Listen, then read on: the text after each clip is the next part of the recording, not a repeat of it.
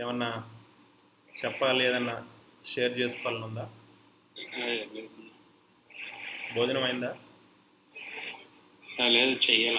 Okay okay, సరే కొద్ది నిమిషాలు మన వాక్య జ్ఞానంలోకి వెళ్దాము. ఇవాళ ఉదయ గారు మన మధ్యకి వచ్చారు, బ్రదర్ శామ్ ప్రవక్త, మైనర్ ప్రాఫిట్ ఆయన. షారా ఖాతర షోరా ఖాతర మషాందరా ఖాతర. పరిచర్య, ఒక ప్రశ్న నా దగ్గరకు వచ్చింది. పరిచర్య, అనేక మంది పరిచర్య గురించి ఆలోచిస్తున్నారు. తల్లిదండ్రులకి పిల్లలు పరిచర్య చేయాలని ఉంటుంది, ఒక్కోసారి పిల్లలకి చేయాలని ఉంటుంది, తల్లిదండ్రులకి వాళ్ళే అపోజ్ చేస్తుంటారు. పరిచర్య అంటే అసలు ఏంటి? మరి పరిచర్య రెండు రకాలుగా, కొంతమంది ఫుల్ టైం చేస్తూ ఉంటారు. అంటే నా దగ్గరికి వచ్చిన ప్రశ్నకి నేను సమాధానం ఇస్తున్నాను, దీని ద్వారా దేవుడే తీసుకెళ్తారు. ఇంకొకళ్ళు ఏంటంటే వాళ్ళ జాబ్ వాళ్ళు చేసుకుంటా. ఇప్పుడు మన మధ్య కూడా పరిచర్య జరుగుతూనే ఉంది. సపోజ్ అంజమ్మ అంటే పరిచర్య చేస్తున్నారు, తన గృహ ధర్మాలు తను నెరవేరుస్తా, కుటుంబంలో ఏది చేయాలి అవి నెరవేరుస్తా, ప్రార్థనలో నిరంతరం. అనేక మంది సేవకులకి సపోర్ట్గా అనమాట, ప్రార్థనా సపోర్ట్ ఇండివిజువల్గా కానీ. మరి దేవుని ఆత్మ ఆంటీని ఆ విధంగా ప్రేరేపిస్తుంటే తన ప్రార్థనల ద్వారా గొప్ప వరాలు కూడా తను కలిగి ఉంది. అదేంటంటే పార్ట్ టైం మినిస్ట్రీ అన్నమాట.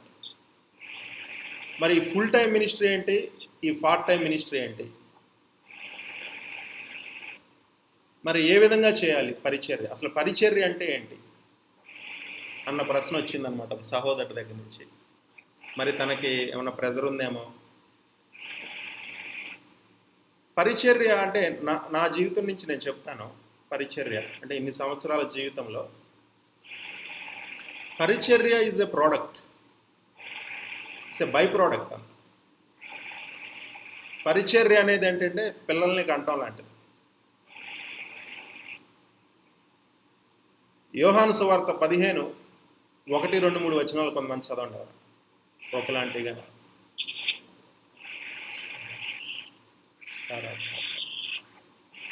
యోహాను సువార్త 15వ అధ్యాయము. పెద్దగా మీ voice వినపట్లేదు.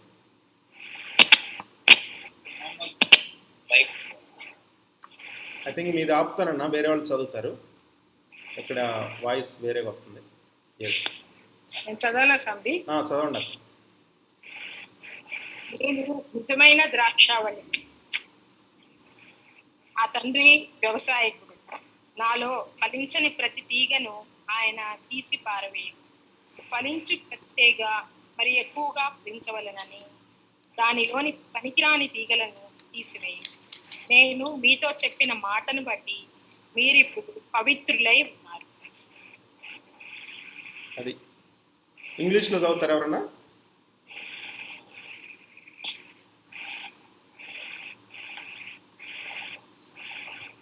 I am the true vine. Yes.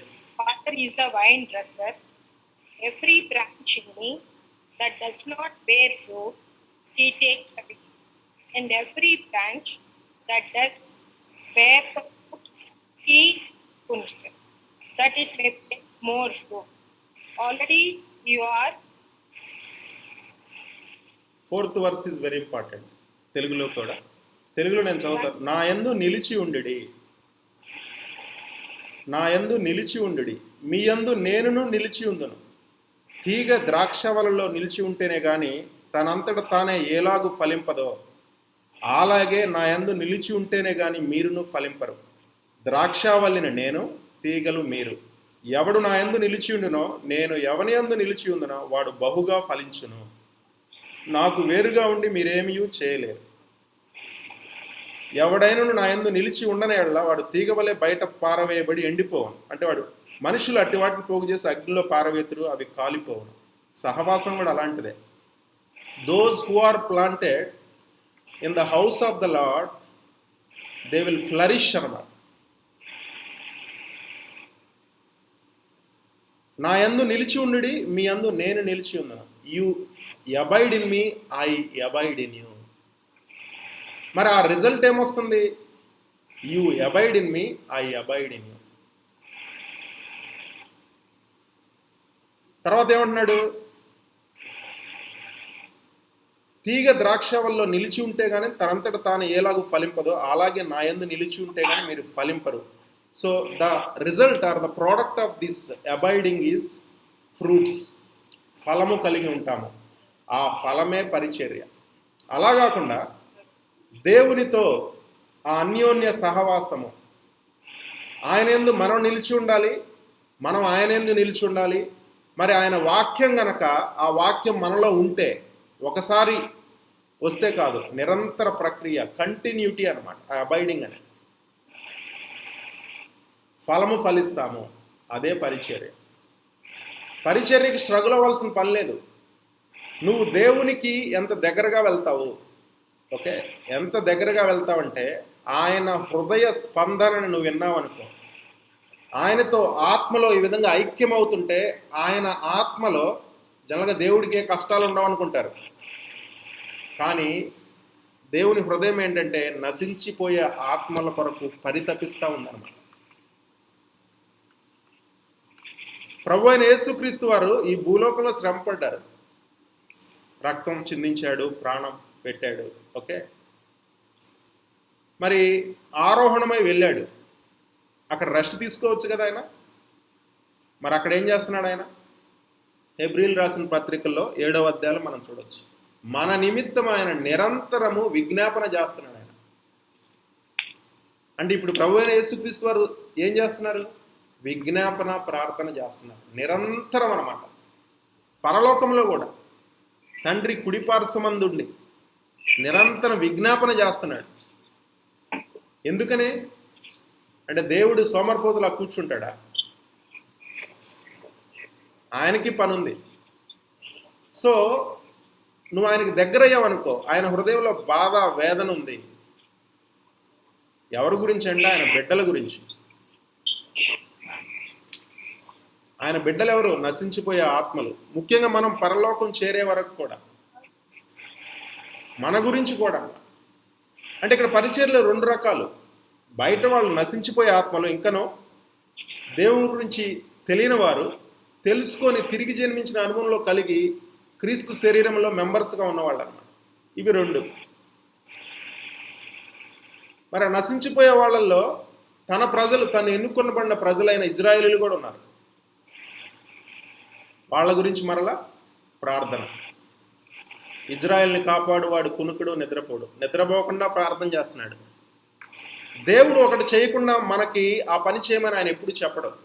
ఎడతెగక ప్రార్థన చేయండి అని చెప్పాడంటే ఆయన ఎడతెగక ప్రార్థన చేస్తున్నాడు. మరి ఆయనకి మనం దగ్గరగా వెళ్ళినప్పుడు ఆయన హృదయంలో ఉన్న భారము, బర్డెన్ అన్నమాట. భారము ఇది ఆత్మకి డీప్ కాల్స్ అంటూ డీప్. కీర్తన 42 ఎవరన్నా చదవండి కొన్ని వచనాలు.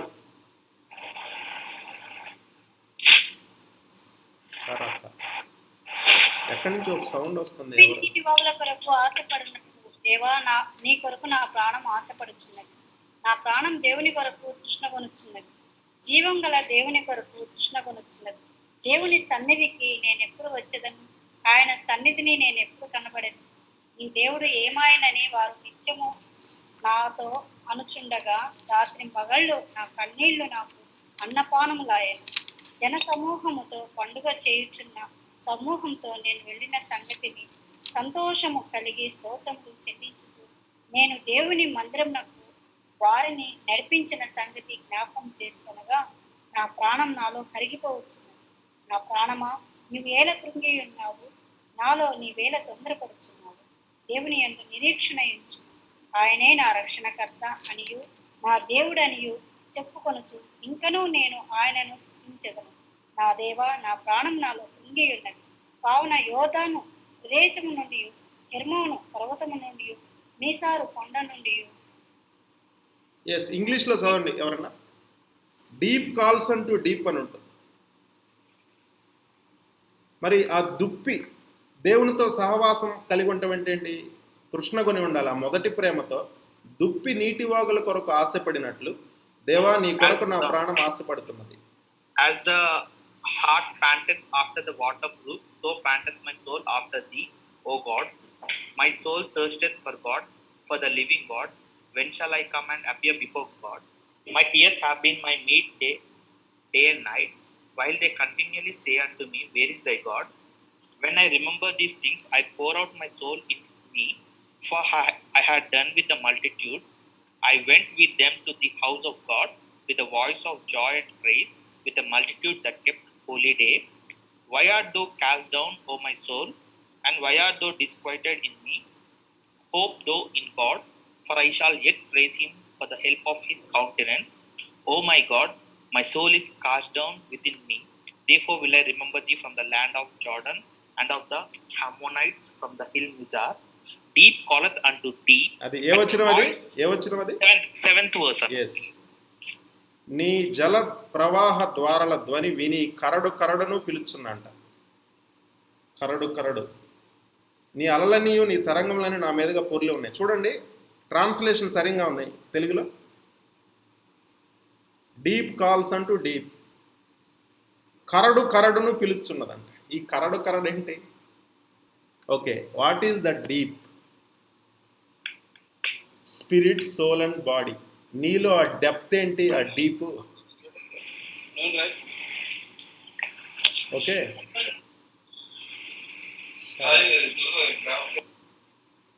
నీలో ఆ డెప్త్ ఏంటి? నీ ఆత్మ. నీ ఆత్మ గాడ్స్ డెప్త్ ఏంటి? దేవుని ఆత్మ. నీ ఆత్మ దేవుని ఆత్మ. డీప్ కాల్స్ అంటూ డీప్. నీ ఆత్మ దేవుని ఆత్మను పిలవాలి. నీ ఆత్మ దేవుని ఆత్మతో ఐక్యం అవ్వాలి. అవునా కదా? మరి ప్రభునందు ఉన్నవాళ్ళు ఆయనతో ఏకాత్మై ఉన్నారని చెప్తుంది.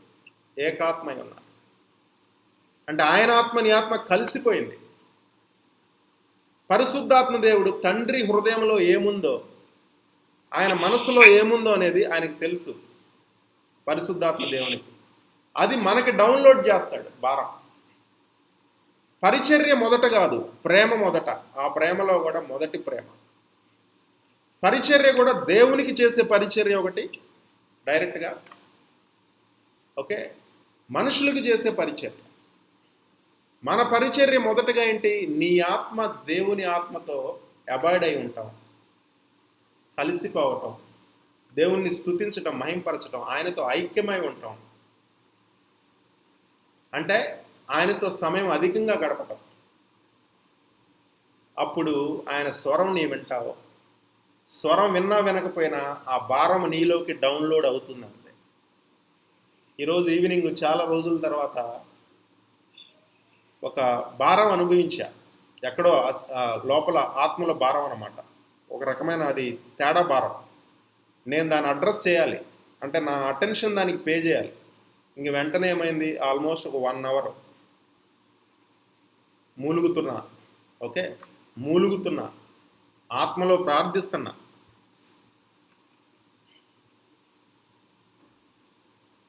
తర్వాత ఆ 1 అవర్ అయిన తర్వాత ఆ భారం వెళ్ళిపోయింది అనమాట. దీని ద్వారా ఎవరికన్నా ప్రాణాపాయం ఉంటే వాళ్ళు ప్రాణాపాయం నుంచి తప్పించబడవచ్చు. ఇలాంటి అనుభవాలు ఎన్నో. ఈ పరిచర్య ఎవరికి తెలియదు, కానీ ఈ ఐక్యతలో పరిశుద్ధాత్మతో అన్యోన్య సహవాసంలో ఆయన భారం నాకు పెట్టాడు. ఇప్పుడు ఆయనతో ఏకాత్మై ఉన్నాను కదా ఆత్మలో. మనసుకు వచ్చింది కాదు ఆలోచన, శరీరానికి సంబంధించింది కాదు, ఆత్మలో అన్నమాట. వెంటనే I have to pay the attention to that burden. అది రక్త సంబంధికులు అవ్వచ్చు. మన సహవాసంలో ఆ సమయంలో అనేక మంది గురించి ప్రార్థించా. ఎవరికి ఏదన్నా,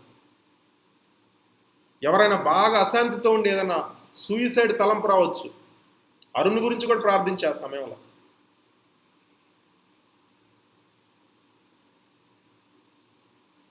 వన్ అవర్ మరలా ప్రార్థన గదికి వచ్చా, 3 to 4. అదే సమయంలో అంజమ్మ అంటే కూడా కాల్ చేశాను. నేను చూసుకోలేదు, ఎందుకంటే ఆ టైంలో ఈ భారం వెళ్తూ ఉందన్నమాట. అది దేవునికి పరిచర్య చేయటం. ఇది లోకానికి తెలీదు, ఆయనకి తెలుసు. అందుకని అవైలబుల్ వెసల్స్ అన్నమాట. సో పరిచర్య మొదటగా దేవుణ్ణి ప్రార్థనా గదిలోకి వెళ్ళిన వెంటనే మనమే విగ్రహారాధన చెయ్యం. బొమ్మలని సపోజ్ యేసుక్రీస్తు బొమ్మల్ని, ఐడల్స్ని కూడా మనం ఆరాధించకూడదు. పదాజ్ఞలో ఉంటుంది కదా. వాక్యం ఉంటుంది అంతవరకే. కానీ యోహాను సువార్త 4:24 చెప్పబడినట్లు చదువుతారా? ప్రభు ఆత్మయ్య ఉన్నాడు. God is spirit. Those who worship him must worship him in spirit and in truth. చూడండి, క్రైస్తవత్వం ఆత్మ కనుక చదవండి. దేవుడు ఆత్మ కనుక ఆయనను ఆరాధించువారు ఆత్మతోనూ సత్యముతోనూ ఆరాధింపవన్నాడు. అల్లెలో ఎవరు? రేచలా? అవునన్నా. రివైవల్ లెటర్స్లో నీ స్వరం విన్నా, వాక్యం చదవటం. Good good good. God is giving you release and freedom to you. అది ఆమేన్. ఆమేన్. హల్లెలూయా. దేవుడు నిన్ను ఉజ్జీవింపజేస్తాడు. దేవుడు ఆత్మ గనక ఆయనను ఆరాధించువారు ఆత్మలోను సత్యంలోను ఆరాధించాలి. ఆత్మ సత్యం. సత్యం అంటే ఏంటి? వాక్యం. బయట బయట ఆరాధించవచ్చు, మన నోటికి వచ్చిన మాటలతో ఫ్రేమ్ చేసి ఆరాధించవచ్చు, కానీ అది కాదు. వాక్యానుసారంగా ఉండాలి పాట. నాకు ఒకసారి డౌట్ వస్తుంది, చిరకాల స్నేహితుడు అనే పాట ఉందా? ఆ వచనం అనేది ఎక్కడన్నా బైబిల్లో ఉందా? ఉండుండొచ్చు. మనం చిరకాల స్నేహితుడు అన్న పదం అనేది బైబిల్లో ఉందా? ఎవరన్నా నాకు చెప్పండి. చిరకాల స్నేహితుడా, నా హృదయాల సన్నిహితుడా. ఎవరు పాడుతున్నారు ఆ పాట? నేను మొదటిసారి విశాఖపట్నం వచ్చినప్పుడు రూతమ్మ గారి సంఘంలో ఆ పాట పాడుతున్నాను. మంచి పాట. Sharon sisters. ఎస్ బాగా ఫేమస్. సిస్టర్స్ ఫేమస్, పాట కూడా బాగా ఫేమస్. ఆ పాటతో ఇంకా ఫేమస్. మంచిదే. వాళ్ళ పాటలు అనేకం ఫేమస్. గొప్ప దైవ భక్తులు. దేవుడు వాళ్ళని ఆశ్రయించిన వాళ్ళ తల్లిదండ్రులు మంచి సేవకులు.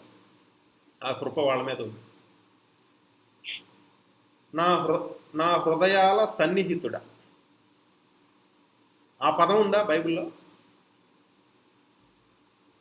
ఎవర్ లాస్టింగ్ ఫ్రెండ్, దాన్నే అచ్చ తెలుగులో మారితే అని వస్తుంది. చిరకాల స్నేహితుడు అంటే చిరంజీవి లాగా.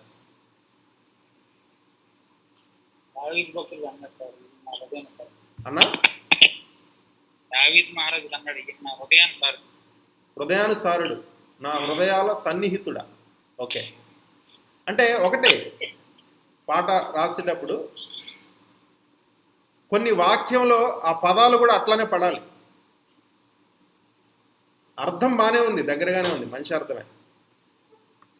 కానీ మ్యూజిక్లో అమ్మా చిరకాల స్నేహితుడు అంటే ఎల్లవేళలా ఉండే. అదే భావం కరెక్ట్గానే ఉంది.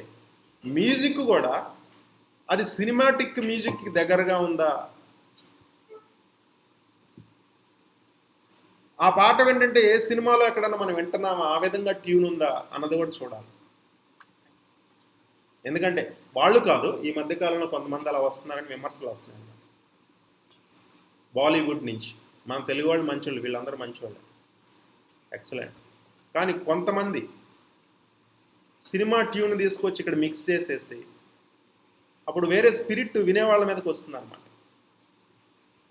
అంటే ఇక్కడ ఏంటంటే క్రైస్తవత్వం అంతా సంఘం 2 విధాలుగా విడిపోయింది. డినామినేషన్స్ రకరకాలు ఉండొచ్చు, కానీ దేవుణ్ణి ఆరాధించే వాళ్ళు ఆత్మలోనూ సత్యంలోనూ ఆరాధించాలి. ఓల్డ్ టెస్ట్మెంట్ వాళ్ళకి అవకాశం లేదు. మనం న్యూ టెస్ట్మెంట్లో ఉన్నాం. ఆత్మ కుమ్మరించబడింది మన మీద. ఆత్మ మన మీద కుమ్మరించబడింది. దేవుడే మనలో ఉన్నాడు. దేవుడే ఆత్మయి ఉన్నాడు. మరి ఆత్మలో ఆరాధిస్తున్నాం అనుకో, మరలా ఆత్మకి ఆత్మ లేఖనము, దేవుని మాటలే తీసుకొని, పరిశుద్ధ గ్రంథంలో ఉన్న మాటలే తీసుకొని ఎగ్జాక్ట్గా దేవుణ్ణి స్తుతించాలి, మహిమపరచాలి, గణపరచాలి. క్రైస్తవంలో ఉన్న కొన్ని పదాలు బయట ఉండవు చూడండి. మహిమపరచటం, స్తుతించటం, పొగడటం అనొచ్చు, కానీ స్తుతించడం అంటే అంతే. ఆ పదం అలా పడాలంటే. లోకంలో కూడా అనేక మందిని పొగుడుతారు, కానీ స్తుతించడం అనేసరికి క్రైస్తవత్వానికి దగ్గర. ప్రార్థన, బయట వాళ్ళు పూజ అంటారు, ప్రార్థన. విజ్ఞాపన, యేసయ్య అంటే యేసయ్య.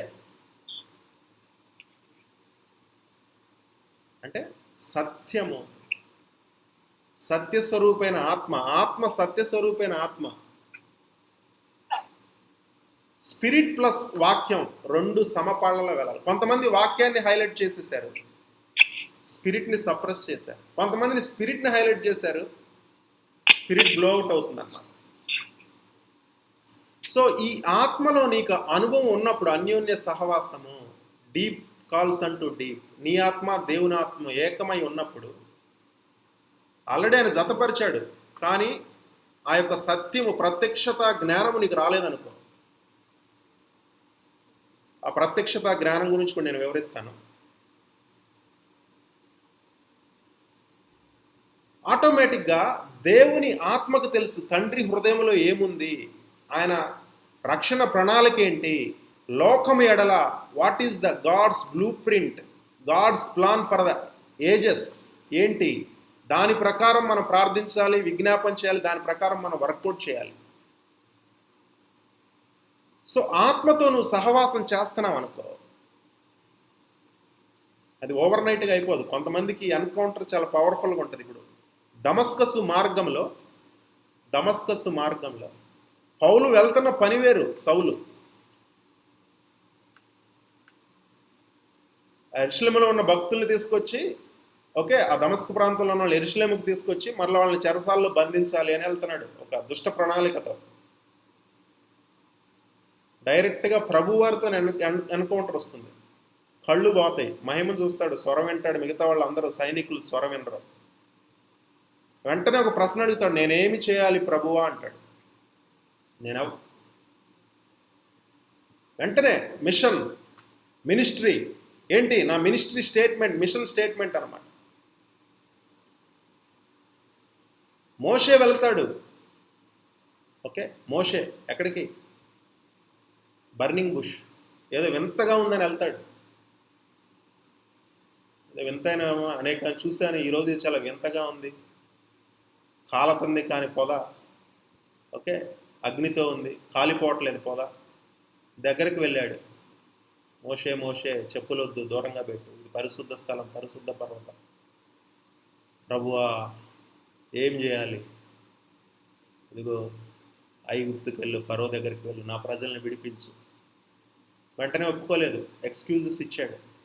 అంటే దేవునితో ఎన్కౌంటర్, దేవుని దగ్గరకు వచ్చాడు.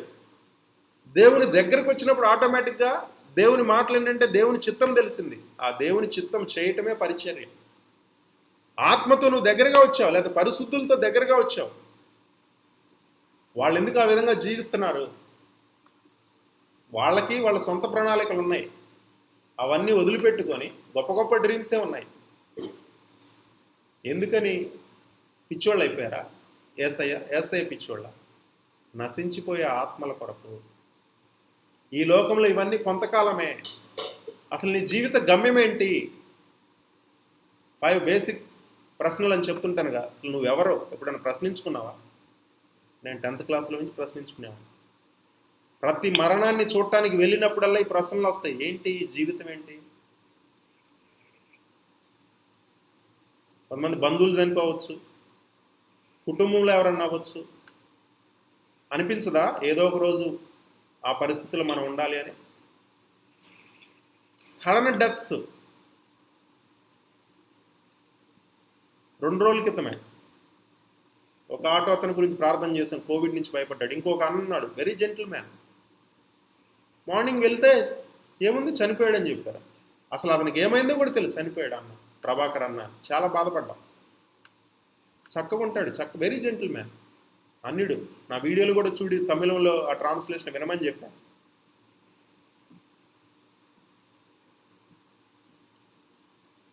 ఇటు 1000 అటు 10,000, ఇంత కూలిపోయినా కూడా మన ఆరాటం దేనికి? దేవుడు మనల్ని ఇంకా సజీవుల లెక్కలో పెట్టాడంటే ఎందుకు? డబ్బులు సంపాదించుకోవడానిక? ఎస్, డబ్బులు అవసరమే, సంపాదించాలి. ఇప్పుడు ఆ సేవకుడు చూడండి, ఆ కొడుకు, అది ఆ పెద్ద భవంతి ఆయనదే, రీసెంట్గా అందులోకి మారారు. కానీ దాని నిమిత్తం రాలా, లండన్లో జాబ్ వదిలేసి పెట్టి వచ్చారు ఆయన, సాఫ్ట్వేర్ జాబ్. దేవుని పిలుపు అందుకొని ఇండియాకి వచ్చి ఓవర్ నైట్ అవ్వాలా. అక్కడ కూడా సేవ చేస్తూ అది ఇంజనీరింగ్ చదివే సమయంలో కాకినాడ జేఎన్టీలోనే ఓకే దేవుణ్ణి నమ్ముకొని ఎవరో సువార్త ఎవరో చెప్తే అట్లా ఒక్కోసారి ఎవరు వినకపోతే డబ్బులు ఇచ్చి బెగ్గర్స్ చేత ఈయనే సువార్త చెప్పేవాడు అలా అనమాట. వింటారు అన్నట్లు అనమాట. గొప్పగా ఇస్తాడు ఆయన. అందుకనే దేవుడు ఆశీర్వదించాడు. ఆయన చూసి మనం అసూయ పడాల్సిన పనేం లేదు. కొంతమంది చాలామంది అసూయ పడుతుంటారు, కానీ బ్యాక్గ్రౌండ్ తెలిస్తే కోట్లలో ఇస్తుంటాడు. గత కాలంలో అనేక మంది అట్లా డబ్బులు వచ్చినప్పుడు వెనక నిధులు పెట్టుకున్నారు, పరిచర్యలు ఆగిపోయినాయి కొంతమంది. సరే ఓకే, ఇట్స్ ఎ డీవియేషన్. ఎందుకని ఇంజనీరింగ్ జేఎన్టీలో చదివి కూడా అసలు దేవునితో సరైన అనుభవం మనకుంటే, ఆత్మలో అనుభవం ఉండి దేవునితో దగ్గర ఉంటే అసలు పరిచర్య అనేది పెద్ద క్వశ్చన్ కాదు. అంతే ఆటోమేటిక్గా జరిగిపోతుంది. ఫుల్ టైం కాదు, పార్ట్ టైం కాదు, నువ్వు ఇప్పుడే ఏదో ఒకటి చేస్తున్నావు సేవ. అందరూ సేవలోనే ఉన్నారు. ఇదిగో ఇక్కడికి వచ్చారంటే ఇది సేవ. అంతే, ప్రభువుకి సేవ. సహవాసంలో ఏదో ఒక పని. నేను వైజాగ్ వచ్చాను అనుకో, నాకు కొంతమంది అవసరం. ఎందుకంటే నేను అట్లా తిరిగా ఎబినేజర్ అంకుల్ చుట్టూ, శాంతాబాయి గారని కానీ, రూతమ్మ గారు ఒక పని చెప్పేది. పవిత్ర అని ఉండేది, వరప్రసాద్ బ్రదర్కి కూడా తెలుసు. ఆమె ఎక్కడుండేది, సుచిత్ర దగ్గర హాస్టల్లో ఉండేది, సేవకురాలు, చిన్నపిల్ల. రూతమ్మ గారు నాకు 2,000 వేసి బ్యాంకులో ఆ అమ్మాయికి ఇవ్వమని చెప్పేవాడు. నేను ఎక్కడ ఉండేవాడిని, మియాపూర్లో ఉండేవాడిని. ఈ అనిల్ కూడా అదే ప్రాంతంలో ఉంటాడు. అనిల్ని పట్టుకొని వెళ్ళేవాడిని. వెళ్ళి హాస్టల్లో ఉంటే ఎండల్లో బస్సుల్లో వెళ్ళి ఇచ్చేసి వచ్చేవాడిని. చిన్న పని అంతే. అట్లాంటి ఎంతోమంది సేవకులకి చేశాను. ప్రసన్నంకుల చుట్టూ తిరిగేవాడిని వెనక. ఆయన బైక్ నడుపుతుంటే ఆయన వెనక కొద్ది రోజులు అట్లా. హైదరాబాద్లో అయితే ఇంకా అనేక మందితో. రావు గారికి తెలుసు, రావు గారు నేను కూడా సేవ చేశాను. ఆయన కార్ డ్రైవ్ చేసుకుంటూ పక్కన కూర్చుని సేవకురాలను కూర్చోబెట్టి తిప్పేవాడు. అట్లానే రావు గారి పెద్ద అమ్మాయి మ్యారేజ్ అయింది. ఏదో ఒకటి అంటే నీకు ఎన్కౌంటర్ భారీగా జరిగింది అనుకో. పౌలుకి జరిగింది. సౌలు పౌలు ఒకటేనండి. సౌలు పౌలు, గ్రీకులో సౌలు, ఇంకో భాషలో పౌలు అంటారు. ఒక రీసెంట్గా తెలుసుకున్నాను నేను. Saul and Paul are same, okay, but different languages అనమాట. అయితే ఎన్కౌంటర్ భారీగా జరిగింది. ముఖాముఖి అనుభవం, స్వరం, అభిషేకం, గొప్ప మెరుపు, గొప్ప మహిమ. వెంటనే నేనేం చేస్తా అన్నాడు. నేనేం చేయాలి ప్రభు అన్నాడు. సరెండర్ అనమాట. అందరికీ అలాంటి అనుభవాలు ఉండవు. నేను అటు నుంచి ఇటు వచ్చా. ఒకప్పుడు వ్యతిరేకంగా ఉండేవాడిని, విమర్శించేవాడిని క్రైస్తవులు అంటే. చెప్పాను కదా, హల్లెలూయా అంటే పులిహార బ్యాచ్ మంది. అందుకని ఈరోజు మొదలుపెట్టినప్పుడే హల్లెలూయా అంట. సువార్త చెప్తుంటే మత మార్పిడి అనేవాడిని. ఒక్కోసారి రాళ్ళేయాలనిపించేది, కొట్టాలనిపించేది, నోరు వాడేవాడిని. సో అదే మరి అనుభవాలను ఇటు వచ్చాము. ఒక ఎన్కౌంటర్, పరిశుద్ధాత్ముడు వచ్చాడు, వాక్యం తెలిసింది. వెంటనే నాకు రియలైజేషన్ అంటే లోకము మోసముతో నిండి ఉంది. అత్యంత గొప్ప మోసం అనమాట ఈ లోకం. నేను కొత్తగా మారు మనసు అట్లా ప్రభువుని ఆగస్టు 16 తర్వాత పరిశుద్ధాత్మ వచ్చిన తర్వాత వాక్యం చదువుతుంటే నాకు అన్ని సత్యాలు ఒకేసారి తెలియలా. కానీ లోకంలో చాలా మోసం ఉంది. ఆ మోసం నుంచి వీళ్ళని విడిపించాలి, నా వాళ్ళని విడిపించాలి, ఇతరులను విడిపించాలి అని. ఇక నాకు ఆ క్షణంలో ఏది ముఖ్యం అవ్వాల. గీతం కాలేజ్ స్టూడెంట్స్ అంటే ఎలా ఉంటారు ఆ రోజుల్లోనే? అమెరికా వెళ్ళాలి, లేదా పెద్ద పెద్ద గోల్స్ కలిగి. అందరూ అమెరికాను వేరే కంట్రీ అంబిషన్. నా క్లాస్మేట్స్లో 50% అందరూ వేరే దేశాల్లోనే ఉన్నారు. మన ఉమాభాస్కర్ కూడా ఉన్నాడు, మా బ్యాచ్మేటే. కానీ నేను ఫస్ట్ ఇయర్ జాయిన్ అయిన కొన్ని నెలలకే ఇది జరిగింది. ఇంకా ఫస్ట్ ఇయర్ కూడా కంప్లీట్ అవ్వాలి. ఒక్క ఎన్కౌంటర్ అనమాట. ఆ ఎన్కౌంటర్ ఏంటంటే, అబ్బా ఇంత మోసం ఉందా లోకంలో. ట్రూత్ ఇది, కానీ అబద్ధాలు నమ్ముతుంది మోసం. నేను ఇంతకాలం అబద్ధాలు నమ్మా. ఎవరో విశ్వాసం, పితరుల నుంచి వచ్చే విశ్వాసం, దాన్ని గుడ్డిగా నమ్ముతాం. నీకంటూ ఒక డెసిషన్ లేదా, నీకంటూ ఒక రియలైజేషన్ లేదా. ఇప్పుడు కనుక్కున్న సత్యాన్ని, అబ్బా నా లైఫ్ మిషనే అది, ఇతరుల్ని ఎన్లైటన్ చేయటం. తర్వాత అనేక సంవత్సరాలకి 2009లో సివిల్ సర్వీస్ కూడా అవ్వలేదు. ఏంటి ప్రభు అని 5-6 నెలలు ప్రార్థన చేస్తున్నాను నడుచుకుంటా ఈవినింగ్ ఆ లిబర్టీ దగ్గర. అప్పుడు వచ్చింది spirit awakening millions by biblical illumination, enlightenment అని. ప్రత్యక్షతలో, ఇల్యూమినేషన్ అంటే ప్రత్యక్షత, రివీలేషన్స్ ద్వారా. ఏది? లేఖనాల నుంచి రివీలేషన్. ఇది రివిలేషన్ ఏంటి? మళ్ళీ లేఖనాలు ఉన్నాయి కదా ప్లెయిన్గా, మళ్ళీ ప్రత్యక్షత జ్ఞానం ఏంటి?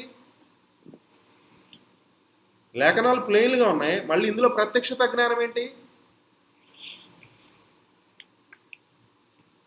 కొంతమందికి ప్లెయిన్గానే తెలుసు. ఏమంటున్నాడు ఎఫెసీయులకు రాసిన పత్రిక 1:17-19తో? Spirit of wisdom and spirit of revelation అంటున్నాడు. ఈ రివిలేషన్ ఏంటరా బాబు? అంటే ప్లెయిన్గా కనపడే లోపలే దాగి ఉంటుందన్నమాట. అంధకార స్థలంలో నిధులు, రహస్య స్థలమైన మరుగైన ధనం, ఆత్మీయ సత్యాలు దాగుంటాయి. Secrets and mysteries of the kingdom is not given unto them, it is given unto you. మీరు chosen people, to those who are diligent. అంటే వాళ్ళకి అర్థం కాల. మరి ఈ ప్రత్యక్షత జ్ఞానం ఏంది? ఇది మాకు తెలియదే, ఎప్పుడు చదువుతున్నామే. చూడండి, జాన్ అలెగ్జాండర్ డోవి గారి అనుభవం చూడండి. అనేక మందిని పాత వస్తున్నాడు, సమాధి వెళ్తున్నాడు పాస్టర్ గారు కనుక. ఆస్ట్రేలియాలో బిబోనిక్ ప్లేగ్ ఒక ప్లేగ్ ఇట్లాంటిది, కోవిడ్ లాంటిది, 60-70 మందిని, లేదా ఇంక 100లో ఉందేమో. ఎంత బాధ ఉంటుందండి. అందుకనే పాస్టర్ జాబ్ ఎవరు కోరుకోరు. ఎవాంజలిస్ట్ అయితే ఎక్కడో సువార్త ప్రకటన, టీచర్లు అంటే అప్పుడప్పుడు వెళ్ళొచ్చు. పాస్టర్ గారికి ఆ బాధ్యత ఉంటుంది. అంటే కొంతమంది ఈ కాలంలో అలా చేయట్లేదు అనుకోండి. కానీ ట్రెడిషనల్ చర్చెస్లో గొప్పతనం అదే. వెళ్ళాలి, ఫ్యూనరల్ అటెండ్ అవ్వాలి, నీ సత్తా అక్కడ తెలుస్తుంది. మనం పేపర్లో చూసి కొంతమంది చనిపోయారంటేనే హృదయం ద్రవించిపోతుంది. అలాంటిది నీ సంఘస్థులు అక్కడ వాళ్ళని పాతి పెట్టాలి, అక్కడ మెసేజ్ ఇవ్వాలంటే ఆ సమయంలో ఏడ్స్తో కుంగిన స్థితిలో చిన్నపిల్లలు, అప్పుడే పుట్టిన వాళ్ళకి ఏదైనా అయి ఉండొచ్చు, యవ్వనస్తులు అయి ఉండొచ్చు, కొత్తగా మ్యారేజ్ అయిన వాళ్ళు, భార్య భర్త, ఎవరు ఓదార్చగలరు? ఎన్ని వాక్యాలు చెప్పి ఓదార్చగలరు? కుటుంబాలు దేవుని గురించి బోధించి అక్కడ వాక్యం చెప్పడం అక్కడ ఉంటుంది. అసలు తట్టుకోలేక దేవుణ్ణి ప్రార్థిస్తూ ఉంటే, అదే అపోస్తల కార్యాలు 10:38 అనేక సార్లు చదివాడు ఆయన. అనేక సార్లు చదివాడు, ప్రసంగించాడు. కానీ ఆ రోజు మరలా చదువుతుంటే, how God anointed Jesus of Nazareth with the Holy Ghost and with power, who went about doing good and healing all that were oppressed of the devil because God was with him. దేవుడు నజరేయుడైన యేసుని అభిషేకించుననిదే, దేవుడు ఆయనకి తోడే ఉండును గనక ఆయన ప్రతిదినం వెళ్తా మేలు చేయించు, అపవాది చేత పట్టి పీడింపబడిన వారికి స్వస్థపరుస్తూ విడుదల దయచేస్తున్నాడు. స్వస్థపరచడం. సడన్గా ఏదో ప్రత్యక్షత జ్ఞానం వచ్చింది. అనేక సార్లు ప్రసంగించాడు. అంతకుముందు అర్థం కాంది పరిశుద్ధాత్మ దేవుడు కొత్త అర్థం తీసుకొచ్చాడు అక్కడ. అది కొత్త బోధ. అదే వాక్యం వేరే పుస్తకాల నుంచి, ఎక్స్ట్రా బిబ్లికల్ సోర్సెస్ నుంచి రాలా. ఓల్డ్ టెస్ట్మెంట్ కూడా కాదు, అపోస్తల కార్యాలు. ప్రత్యక్షత జ్ఞానం. ఆ జ్ఞానంతో ఆ ఆత్మ వచ్చేసింది. ఇంకా వెళ్ళాడు, స్వస్థతలు జరిగినాయి, చనిపోయిన వారిని కూడా లేపాడు. ఆయన ఉన్నంతకాలం ఆ సంఘంలో ఎవరు చనిపోవాలా, చనిపోయిన వాళ్ళు కూడా లేపాడు అంత. తర్వాత చివరిలో ఎక్కడో కొంచెం కాంట్రవర్సీ అయింది. జయాన్ సిటీ అని ఒకటి కట్టేశాడు అనమాట. ఎండ్ టైం ఎలైజా అని పక్కన వాళ్ళు ఉంటారు కదా, ఎండ్ టైం ఎలైజా. ఇప్పుడు కెన్యాలో ఉన్న ప్రవక్త గారు అట్లా బయలుదేరారు, ఎండ్ టైం ఎలైజా. తర్వాత బ్రన్హామ్ గారు కూడా అట్లానే. మరి ఆ వాక్యం తర్వాత అనేక మందికి, స్మిత్ విగిల్స్వర్త్ అయినా, జాన్జీ లేక్ అయినా, క్యాథరిన్ కుల్మన్ అయినా, ప్రత్యక్షత జ్ఞానము అంటే ఎప్పుడు చదివేదే, ఎప్పుడు అర్థం కాంది సడన్గా ఎన్లైటన్మెంట్ వస్తుందన్నమాట. పరిశుద్ధాత్మ దేవుడు విప్పుతాడు, అండర్స్టాండింగ్ని విప్పుతాడు, క్రొత్త సత్యాలు తెలుస్తాయి. సూర్యుడు పాతవాడే, ప్రతిరోజు నూతనమైన వెలిగిస్తాడు. టమాటా, కొత్తిమీర, కారం పాతదే, కానీ ఆ రోజు అమ్మ చేస్తే లేదా భార్య చేస్తే ఆ రోజు చాలా కొత్తగా ఉంటుంది, ఎప్పుడు లేనంతగా టేస్ట్గా ఉంటుంది. చికెన్ కర్రీ మామూలు అన్ని రా మెటీరియల్స్ అంతా కామనే, ఆ రోజు ఏదో చాలా అద్భుతంగా ఉంటుంది. లొట్టలు వేసుకొని తింటావు, అదేందమ్మా మొన్నట్లాగా లేదు, కొత్తగా ఉంది, ఏదో ఇంకేదో థాట్ వచ్చింది. మిక్సింగ్లో ఎక్కడో అమ్మకో లేకపోతే ఇంట్లో అక్కకో ఎవరికో భార్యకో బిర్యానీ అందరు రా మెటీరియల్స్ ఒక్కటే, ఇంకొకటికి ఏదో తెలుస్తుంది. శ్రీకన్య బిర్యానీ వేరు, ప్యారడైజ్ బిర్యానీ వేరు. ప్రత్యక్షత జ్ఞానం, ఇల్యూమినేషన్ అండ్ ఇన్సైట్ పాత వాటి నుంచే. సూర్యుడు ఎప్పుడంతే, విశాఖపట్నం సముద్రం ఎప్పుడంతే, కానీ ప్రతిరోజు ఫ్రెష్గా ఉంటుంది అన్నమాట. వావ్, సౌందర్య పిపాసులకే అర్థమవుతుంది అదంతా. చంద్రుడు అంతే, కానీ ఆ ప్రకాశం వేరు. దేవుడు పాతోడే అని వదిలేస్తావా? ఎంత పాతోడైనా యెహోవా ఉత్తముడని రుచి చూసి తెలుసుకోండి. అంత ఫ్రెష్గా తాజా ఆహారం, పరలోకపు మన్నాను కురిపిస్తున్నాడు. కానీ ఏ రోజు టేస్ట్ ఆ రోజే కొత్తగా ఉంటుంది. మనకి కొత్తగా ఉందని, కాలిఫోర్నియా వాడికి కొత్తగా ఉందని కాదు, నీకు అప్పటి వరకు తెలియలేదు. అది పాత సత్యమే, నీకు కొత్తగా వచ్చింది. ఎందుకంటే నీ సంఘంలో, నీ సహవాసంలో అది బోధించలేదు.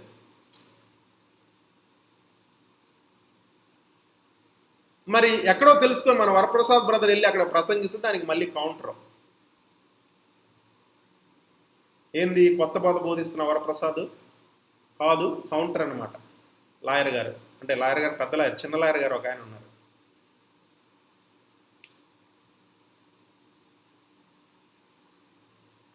అంటే దేవుని రాజ్యంలోకి సత్యం రాకుండా ఎవరు అడ్డగిస్తున్నారు? నూతన సత్యాలు. ఇట్స్ ఏ ఓషన్ ఇది బైబిల్ అనేది, ఒక పుస్తకం. కానీ నా జీవితం ఇంకా ఏంటి, అది ఎన్నో ఉన్నాయి. ఒక నెక్స్ట్ 10 years కావాల్సిన పుస్తకాలు నా దగ్గర ఉన్నాయి. ఏ పని చేయకుండా 24/7 కూర్చొని చదివినా కూడా తరగని పుస్తకాలు ఉన్నాయి నా దగ్గర.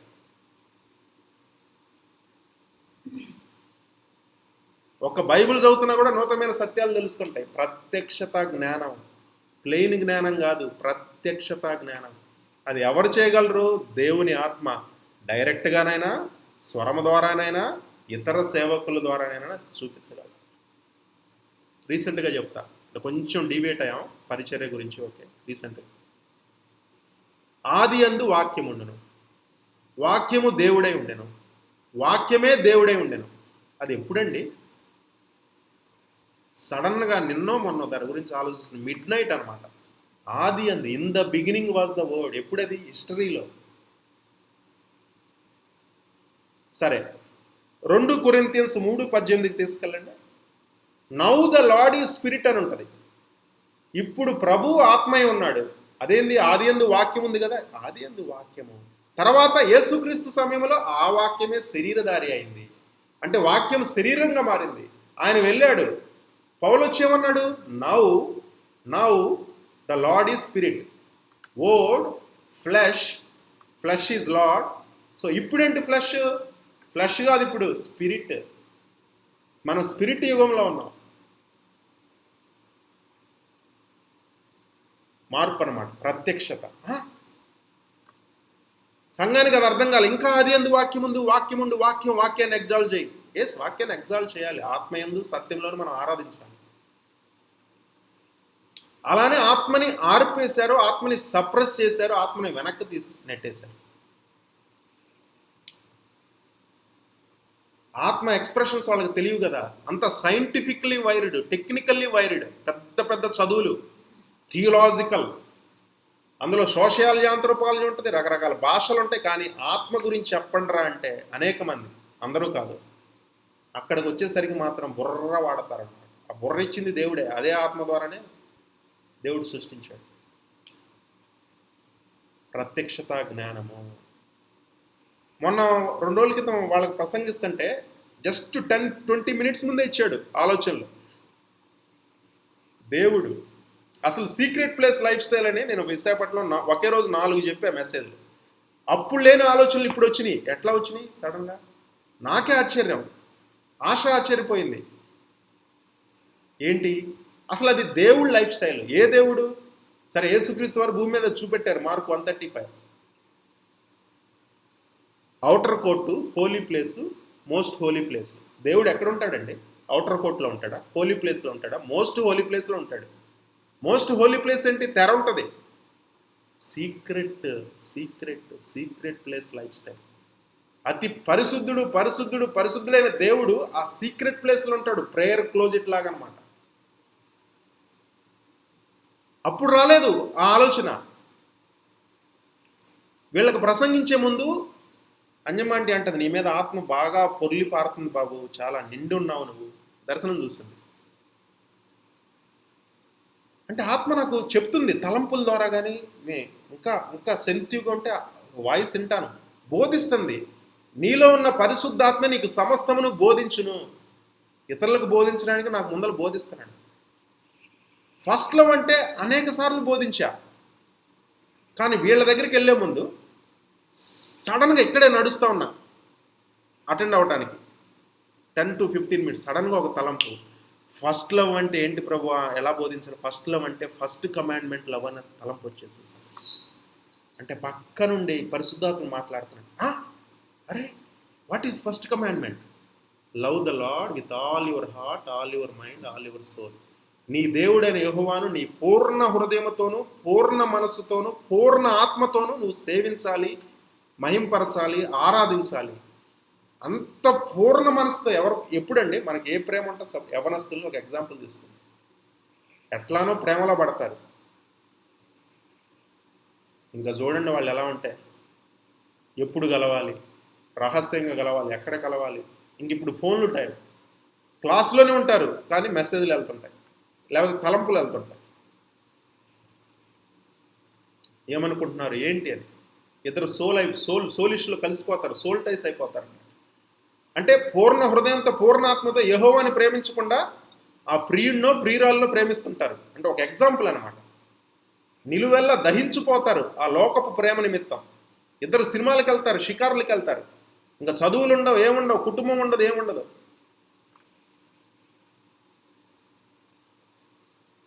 లోకంలో ఉన్న వాళ్ళని ప్రేమిస్తున్నావు కానీ, లేకపోతే నీ కెరీర్, లేకపోతే డబ్బు, నీ దేవుడైన యెహోవాను ఆ విధంగా నువ్వు పూర్ణ హృదయంతో, పూర్ణ మనసు. అంటే ఏంటి? వాళ్ళు ఎక్కడ సమయం అంతా ప్రేమించే వాళ్ళ కొరకు ఇస్తారు. నీ దేవుడి కొరకు మొదటి సమయం ఇస్తున్నావు. లెగంగానే కొన్నిసారి కళలు లేవగానే ప్రియుడు కానీ ప్రియురాలు కానీ మెసేజ్ పెట్టిందా, వాట్సాప్లో వచ్చిందా, 1 దాకా అసుకు కొట్టుకొని మాట్లాడుకుంటారు. కానీ మళ్ళీ 4, 5 లేచిన మిడ్ నైట్ కూడా వచ్చిందా, ఐ లవ్ యూ ఉండాలి, లేకపోతే ఏంటో అని. అంటే అంత దహించుకుపోతారనమాట. ఆ విధంగా అంతకన్నా ఎక్కువగా సమయము, వెల్త్, గిఫ్ట్లు ఇచ్చుకుంటారు. గిఫ్ట్లు, రకరకాల ప్రణాళికలు, ఒకళ్ళ కొరకు ఒకళ్ళు ఇద్దరు కలిసిపోతారు. అంటే ఒక ఎగ్జాంపుల్ అనమాట. నీ పూర్ణ హృదయంతో, పూర్ణ మనసుతో, పూర్ణ ఆత్మతో నీ దేవుడైన ఫస్ట్ లవ్ మొదటి ప్రేమ అనుకుంటున్నాం కానీ ఎక్కడో డీవియేట్ అయిపోయాం. దేవుడు నువ్వు దేవుడు, ప్రియుడు ప్రియురాలు, ప్రియురాలు నువ్వు. ఇప్పుడు అనేక మందికి ఫోన్ అయిపోయింది ప్రియుడు ప్రియురాలు. First commandment love. కానీ ఎఫెసు సంఘంలో ఏమైంది? సెకండ్ కమాండ్మెంట్ ఓవర్టేక్ చేసి, నిన్ను వల్ల నీ పొరుగువారిని ప్రేమించు, లేదా వాడిని సేవించు. పేతురు నన్ను ప్రేమిస్తుంటే, ఇదిగో ఫీడ్ మై ల్యాంబ్, నా గొర్రెల్ని మేపు అంటే వాక్యంతో మేపు, వాళ్ళ అవసరతలు తీర్చు. శత్రువులను కూడా ప్రేమించు. మనకి ఇప్పుడు శత్రువు లోకం, మనుషులే కాదు. ఈ లోకంతో ఎవడు స్నేహం చేసినా వాడు దేవునికి విరోధి అని ఉంటుంది. ఈ లోక స్నేహము దేవునికి వైరుధ్యము, విరోధం. If anyone is loving the world, he is at enmity with God. కానీ మనం లోకాన్ని, లోకంలో విషయాల్ని ప్రేమిస్తాం. ఎప్పుడు ఏమవుతుంది.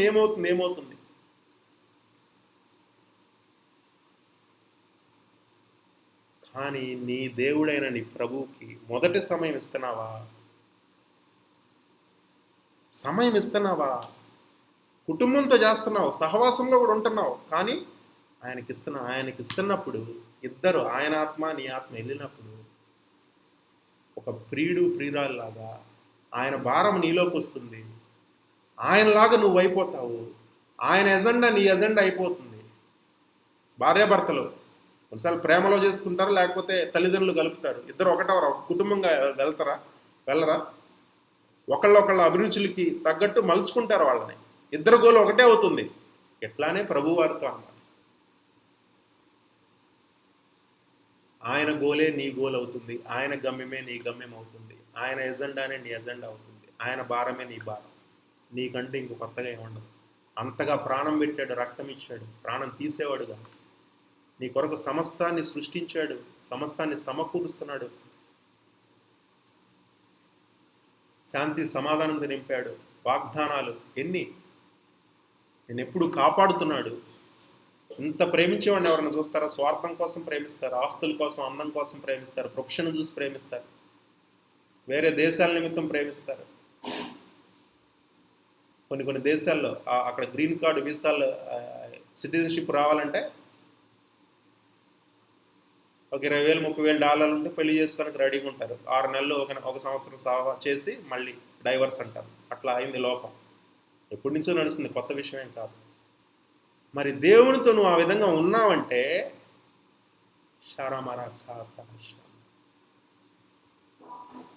ఇంకా ఆయన ఎజెండానే నీ ఎజెండా. ముందల నీ పరిచర్య దేవునికి, నీ పరిచర్య దేవునికి.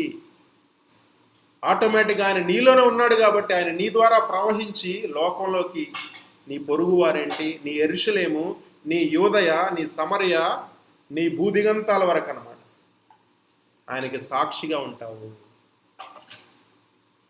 ఆయన నీలోనే ఉన్నాడు. పరిశుద్ధాత్మ మీ మీదకి వచ్చినప్పుడు మీరు శక్తిని పొందేదారు. ఎందుకు? సాక్షిగా ఉండటానికి.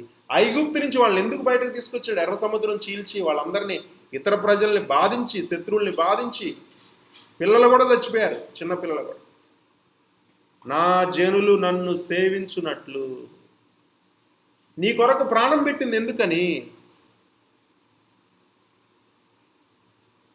నీ రక్షణ అనుభవం ఇతరులకి రావాలి అన్నట్టు. ఇంతకన్నా అల్టిమేట్ లేదు.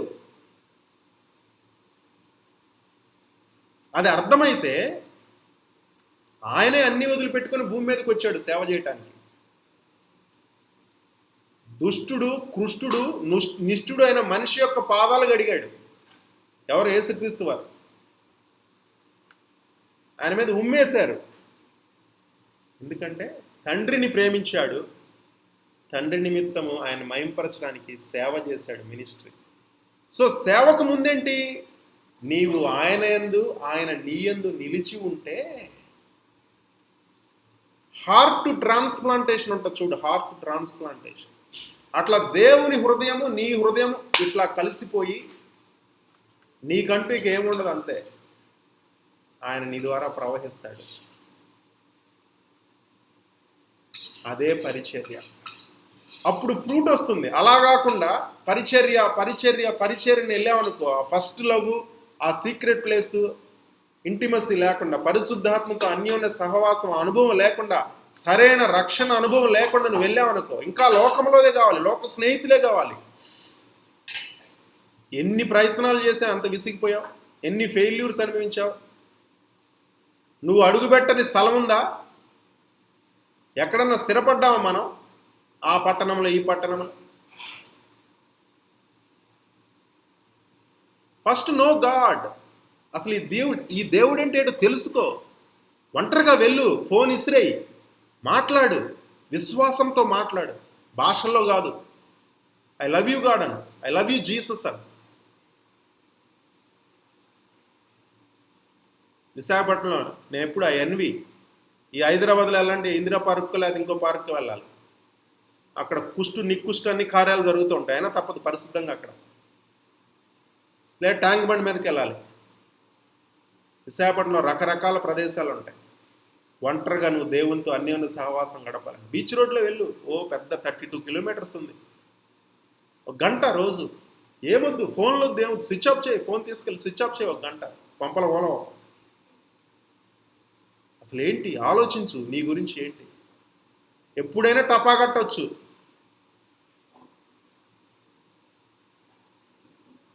తిమోతి అన్న ప్రార్థన చేయరా, మాకంటే అందగాళ్ళు, మాకంటే గొప్పవాళ్ళు, గనులు అందరూ వెళ్ళారు, మాకు ఇంకా శ్వాస ఉంది ప్రభువా.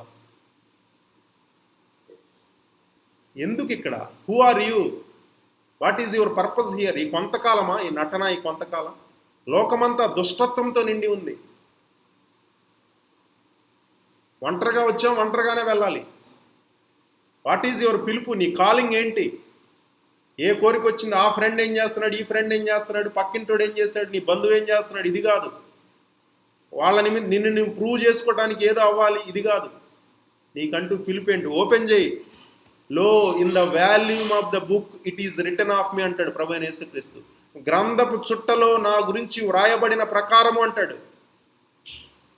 నీ గురించి గ్రంథపు చుట్టలో ఏం రాయబడిందో ఏదో ఒక వాక్యం ద్వారా మాట్లాడతాడు. కనీసం క్యాలెండర్ ముందుకెళ్ళు, క్యాలెండర్ వచనాలు నీకు తాకుతూ ఉంటాయి. అదే నీ పిలిపోయి ఉండొచ్చు. అడుగు విశ్వాసం ద్వారా, లేదా సేవకుల ద్వారా మాట్లాడతాడు, ప్రసంగం ద్వారా మాట్లాడతాడు, తల్లి ద్వారా మాట్లాడతాడు, తండ్రి ద్వారా మాట్లాడతాడు. అందరికీ మంచి సంఘాలు ఉన్నాయి. ఏమైంది ఇందులోకి వస్తే? సరే లేదు పిలుపు లేకుండానే సేవ చేస్తాం. యెషయా ఏంటి?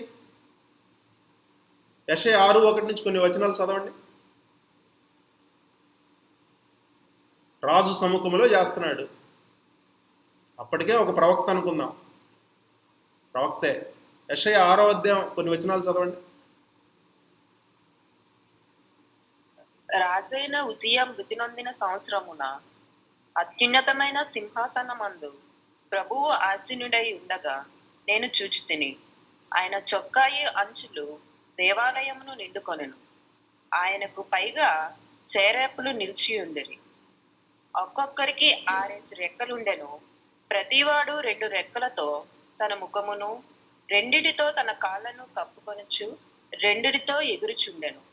వారు సైన్యములకు అధిపతియగు యెహోవా పరిశుద్ధుడు పరిశుద్ధుడు పరిశుద్ధుడు, సర్వలోకము ఆయన మహిమతో నిండియున్నది అని గొప్ప స్వరంతో గాన ప్రతిగానములు చేయుచుండెరి.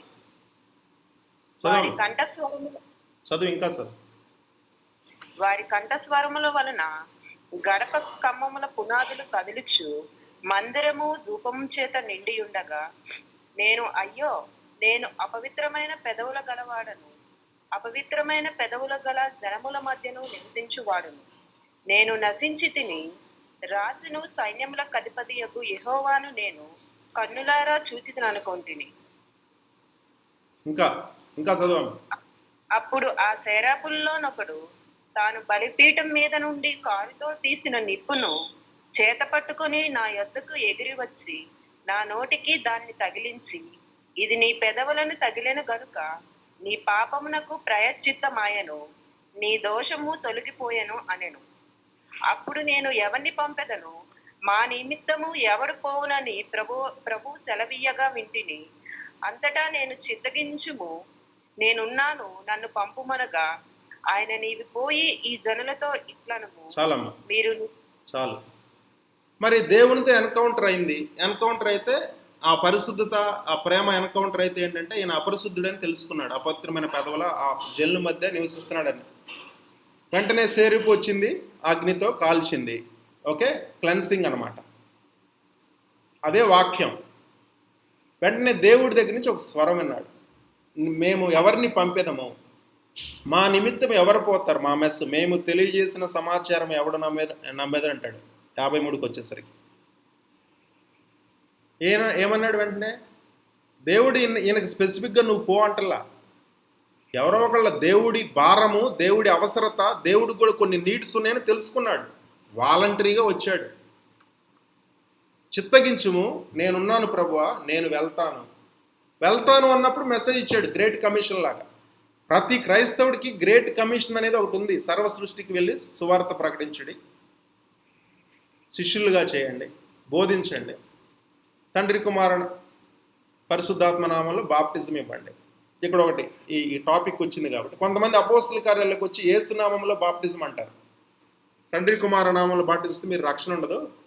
మా వరప్రసాద్ బ్రదర్ ఒక సహోదరుడు బాగా శోధిస్తుంటాడు. సింపుల్, జీసస్ ఉన్నప్పుడు తండ్రి కుమార పరిశుద్ధాత్మ నామంలో బాప్టిజం ఇవ్వమన్నాడు. అది ఎవరు చెప్పారు? అది ప్రభువారి మాటలు. ప్రభువారి మాటలు నిత్యం నిలుస్తాయా లేవా? అది ఎప్పటికైనా అప్లికేషనే. ఓకే, ఇప్పుడు ఆయన లేరు. అపోస్తల కార్యాల దగ్గరకు వచ్చేసరికి ఆయన పరలోకంలో ఉన్నాడు, దేవుని ఆత్మ ఉంది. ఇప్పుడు నువ్వు కంపెనీలో వర్క్ చేస్తున్నావు, నీ ఎండి ఒక పని అప్పచెప్పాడు, అప్పటిదాకా పని నేర్పించాడు. నీ ఎండి వేరే దేశం వెళ్తున్నాడు, నిన్ను అపాయింట్ చేశాడు ఆథరైజ్డ్గా. ఓకే, నీకు అథారిటీ ఇచ్చాడు, signature authorised. Okay, he is my representative, నా ప్లేస్లో in the name of MD ఇతను కమ్యూనికేట్ చేస్తాడు వేరే కంపెనీ వాళ్ళతో, నేను చేసే పనులు in the name of MD ఇతను చేస్తాడు అని. టర్మ్స్ అండ్ కండిషన్స్ ఏంటి మారతాయా? ఎండి ఏం చెప్పాడో ఆ రూల్స్ రెగ్యులేషన్స్ అన్నీ, ఆ ప్రోటోకాల్స్ పక్కాగా అదే ఉంటాయి. కానీ పేరు మాత్రం మారుతుంది, ఇన్ ద నేమ్ ఆఫ్ ఎండి అని ఉంటుంది. చేసే పని ఎవరు? ఆయన కింద వర్క్ చేసే అఫీషియల్స్. ప్రభువారు టర్మ్స్ అండ్ కండిషన్స్ ఏంటి? తండ్రి కుమార పరిశుద్ధాత్మ నామంలో బాప్టిజం ఇవ్వాలి, మారవది. సరే, ఆయన ఎండి, ఆయన వేరే దేశం వెళ్ళాడు, పరదేశం వెళ్ళాడు. ఇప్పుడు ఎవరిని అపాయింట్ చేశాడు? నిన్ను నన్ను అపోస్తుల్ని పాస్టర్ని అందరిని అపాయింట్ చేశాడు. ఇప్పుడు ఎవరి పేరులో చేస్తున్నాము? యేసునామంలో చేస్తున్నాము. కానీ టర్మ్స్ అండ్ కండిషన్ ఏంటి? యేసు నీ ఎండి ఏం చెప్పాడో అదే చేస్తావు. తండ్రి కుమార పరిశుద్ధాత్మ నామంలో బాప్టిజం ఇవ్వటం, సింపుల్ లాజిక్. అది అర్థం కాక అక్కడ తండ్రి కుమార పరిశుద్ధాత్మ అని ఉంది, ఇక్కడ యేసునామం ఉంది, మీకు రక్షణ లేదు, ఇట్లా ఒక పెద్ద శాఖే ఉంది దీనికి. వాడికి ఎవడో బోధించాడు, ఆ అయ్యగారిని నా ద్వారానే దేవుడు నన్ను వాడుకొని రక్షణలోకి వచ్చాడు.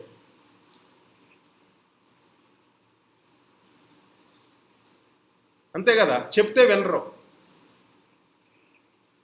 అంటే యేసునామములో బాప్టిజం ఇవ్వమంటే తండ్రి కుమార పరిశుద్ధాత్మ నామంలో బాప్టిజం ఇవ్వటమే. టర్మ్స్ అండ్ కండిషన్ మారవు. In the name of MD, protocols అంతా ఒకటే, ప్రొసీజర్స్ అంతా ఒకటే. అసలు యేసులోనే తండ్రి కుమార పరిశుద్ధాత్మ ఉన్నాడు అనమాట. Full God head, fullness is in Jesus Christ, in Christ. రెండు ఒకటే. ప్రభువారు చెప్పిందే చేస్తున్నాం, తండ్రి కుమార పరిశుద్ధాత్మ నామం. సో ఇక్కడ ఓకే, స్పెసిఫిక్ కాలింగ్ ఏం లేదు. అవసరత తెలుసుకున్నాడు ఎన్కౌంటర్లో, దేవుణ్ణి ప్రేమిస్తున్నాడు యెషయా, జీవిత పరివర్తన చెందింది, పరిశుద్ధతలో పరిశుద్ధాత్మలో ఆనందం అనుభవిస్తున్నాడు. దేవుడు అవసరతను తెలిసినప్పుడు వాలంటరీగా వెళ్ళాడు, దానికి పెద్ద పిలుపు అవసరం లేదు.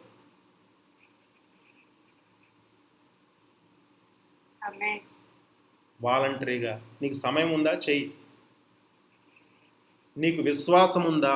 పేతురు నీళ్లలో అడుగుపెట్టినప్పుడు అడుగుపెట్టు. నేను అడుగుపెట్టాను, మీ ముందర సాక్షిగా ఉన్నాను. ఇంతకాలంలో ఏ కొరత లేదు, ఎప్పుడు రాదు. నన్ను ఇచ్చివాడిగా చేశాడు. ఎలా ఇచ్చివాడిగా? టెరిఫిక్గా చేశాడు. ఎస్, కొన్ని వచ్చినాయి కాదంట్లా, బట్ ఏమైంది? అది ఎవరికైనా వస్తాయి. ఐటీ ఎంప్లాయీస్కి కూడా వస్తాయి. అమితాబ్ బచ్చన్కి ఎన్ని కోట్ల అప్పు ఉందంట, దానికి ఏం చేస్తావు? అంటే నువ్వు ఎవరో ఒకరిని సర్వ్ చేయాలి. నిన్నన్నా సర్వ్ చేయాలి, లోకంలో సైతానన్నా సర్వ్ చేయాలి, లేదా దేవుణ్ణన్నా సర్వ్ చేయాలి. 4 రోజులు ఆకలిగా ఉంటావు, కొంపలు కొలుతాయా? నేను ఎట్లానే అంట, నేను చచ్చిపోతావా? ఓ, చావైతే లాభమే, బ్రతుకుట క్రీస్తే అన్నాడు కదా. ఏమి తిందుమో, ఏమి తాగుదమో, ఏమి ధరించుదమో అని అందరికన్నాడు. సేవకులను ఆయన పోషించడా? తగ్గించుకో. విశ్వాసం కావాలి ఏ స్టెప్ వేయటానికి కూడా.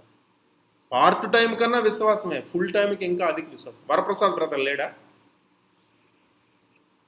ఎంబీఏ చదువుకున్నాడు అదే విశాఖపట్నం, మంచి మంచి పొజిషన్స్లో హైదరాబాద్లో వర్క్ చేశాడు.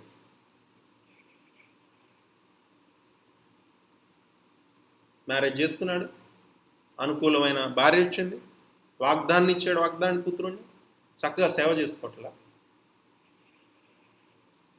అంచెలంచెలుగా ఎదుగుతాడు. నేను ఎదుగుతా. ఫుల్ టైం సేవకి రావటానికి తెలిసినప్పుడు ఏంటంటే, అసలు నిజంగా ఎక్కడ అవ్వట్లేదు అనుకోండి, అసలు వేస్ట్ ఆఫ్ ద వేస్ట్ అనుకున్నావు అనుకో, పర్వాలేదు రా, వండర్ చేస్తాడు దేవుడు. సబ్మిట్ అవ్వు. సరే నచ్చలేదు అనుకో, వెనక్కిపో. కొంతమంది చెప్తారు, నా గది మీద చెయ్యి వేసి వెనక్కి తిరిగి చూసేవాడు నా రాజ్యానికి పాత్రుడు. ఇవన్నీ కాదు. నన్ను అన్నారు ఒకప్పుడు. సింపుల్. పాపంలో ఉన్నావా? సపోజ్ ఒకళ్ళు వ్యాలీలో పడిపోతుంటారు, ఓకే. ఒకరోజు హుస్సేన్ సాగర్ మీద నడుస్తూ ఉన్నాం, నేను, అభి, కళ్యాణ్ బ్రదర్, సాయి. ఒక ఆమె అటు నుంచి మెట్ల దగ్గర కూర్చుంది, తెల్లవారుజామున 6ంటికి. మేము వాకింగ్ చేస్తూ ఉన్నాం, రన్నింగ్ చేస్తా. అర్థమైంది, ఆమె దగ్గరికి వచ్చేసరికి స్లో అయిపోయా. అక్కడేంది ఏడుస్తూ కూర్చుందంటే ఇంకా జంప్ దూకటానికి రెడీగా ఉంది. అబ్బో, చాలా జాగ్రత్తగా డీల్ చేయాలి. అటువైపు వెళ్ళామా, ఆమె నిన్ను లాగేసిందంటే అవుట్. హుస్సేన్ సాగర్లో పడ్డాడు ఎవడొస్తాడు బయటికి? ఇంత లోతుకుంటుంది. నేను ఈ వైపు, మేమందరం ఈ వైపు ఉండి నేను చెప్తున్నా, అమ్మా నీకు యేసయ్య నిన్ను రక్షిస్తాడమ్మా, నువ్వు ఏం చేసుకోక అంటే ఆమెకు పౌరుషం వచ్చింది, ఇంకా కిందకి వెళ్ళిపోయింది, ఇంకా 4 మెట్లు ఇంకా కిందకి దిగింది. దూకలేకపోతుంది. అలా ఉంది మా ముందు. నేను దూకటానికి వచ్చాను కదా, వీళ్ళు అంటున్నారు, మళ్ళీ ఏమనుకుంటారు వీళ్ళు దూకపోతే అన్నట్టుంది నా పరిస్థితి. వెళ్ళింది 4 మెట్లు. అబ్బో ఇట్లా కాదని, నేనా పెద్ద ఆజానుభావం, నాకు ఈత రాదు, కానీ కొన్ని మాటలు పలికాను చూడండి ముందలే. అమ్మ యేసయ్య నిన్ను రక్షిస్తాడు, జీసస్ విల్ సేవ్ యూ అన్న, అంతే.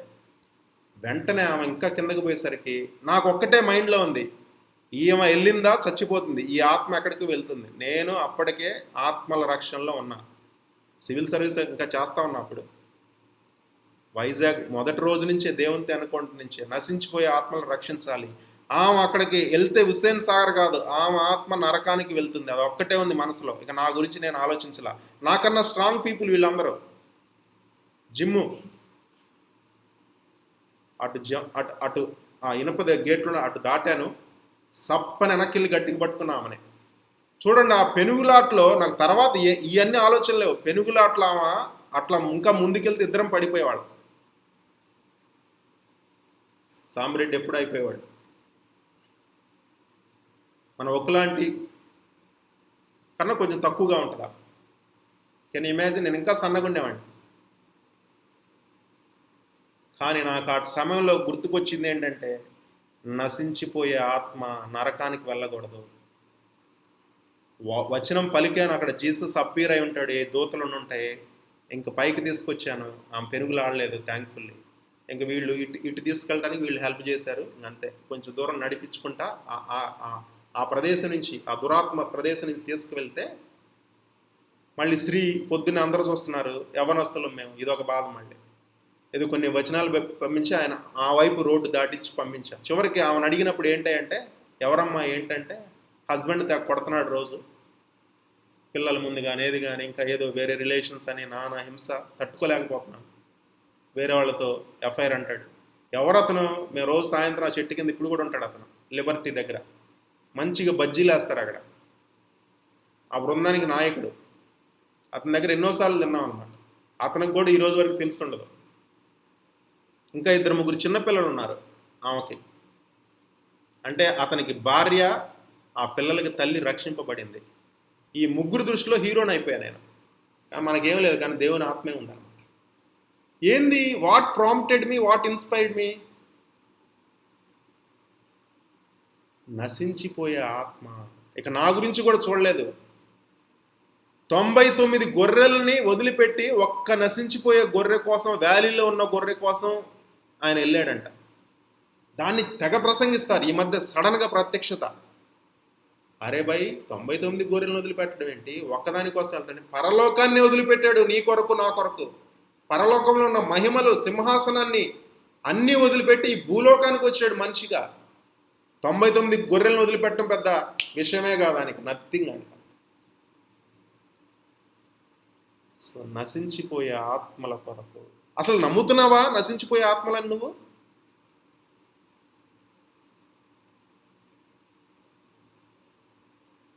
ఇందాక వాకింగ్కి వెళ్ళాను నేను, భాషలో మాట్లాడొచ్చాను. దానికి రిజల్టేనేమో ఇదంతా, ఇంత ప్రసంగం.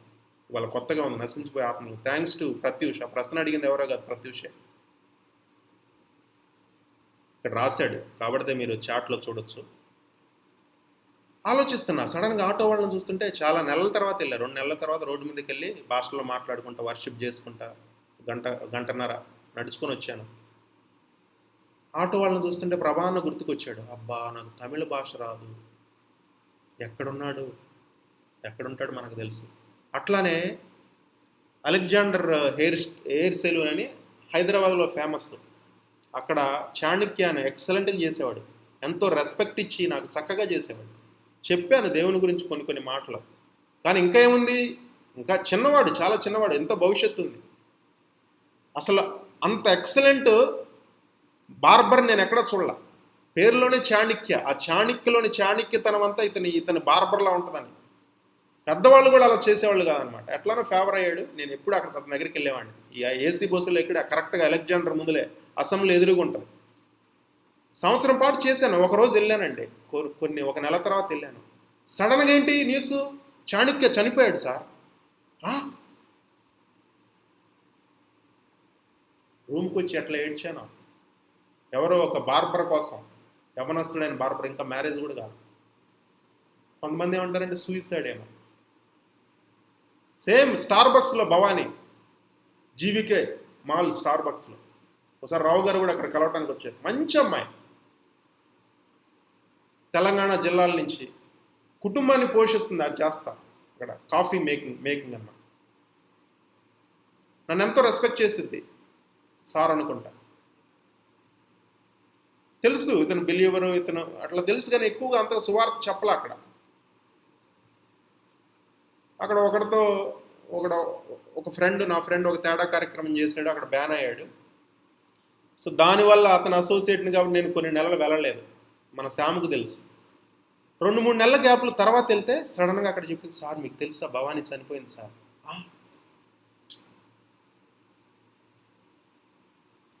అన్యురాలు, బసవతారకం క్యాన్సర్ హాస్పిటల్లో. ఆ అమ్మాయిని చూస్తే నాకు తేడాగా ఉండేది, షార్ట్గా ఉంటుంది అనమాట, మంచి అమ్మాయి. ఏంటి ఈ అమ్మాయి బాడీలో ఏదో తేడాగా ఉంది, ఫేస్లో కానీ అనుకునేవాడిని, కానీ మనం ఊహించం కదా సడన్గా అట్లా అయిపోతుందని. ఆ 2 నెలల గ్యాప్లో తను బసవతారం క్యాన్సర్ అని తేలింది. అది అప్పటికే ముదిరిందంట. అరే తెలిస్తే కనీసం ప్రార్థన చేసేవాడిని, ఎవరు చెప్పలేదే. ఏమండి మళ్ళీ ఏంటి ఫుల్ టైం. ఏమైపోయారు చనిపోయిన వాళ్ళంతా? ఏ కాడికి మనదేనా? మనం ఎంత సంపాదించాలి, మనకేంటి, మన కుటుంబం, ఇదేనా గొడవ? నశించిపోయే ఆత్మలు నా నిమిత్తం ఎవరు పోతారు? సర్వసృష్టికి వెళ్ళి సువార్త ఎవరు ప్రకటిస్తారు? కనీసం నువ్వు క్రైస్తవుడు అని నీ స్నేహితులకు తెలుసా? కనీసం ఇప్పుడు సోషల్ మీడియా ఉంది, అందులో షారుఖ్ ఖాన్ అవసరమా ప్రత్యూష్ నీకు?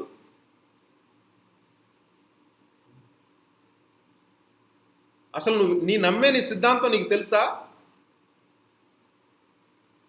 సరే షారుఖ్ ఖాన్కి వెళ్ళి సువార్త చెప్పు, షారుఖ్ ఖాన్ గురించి ప్రార్థించు.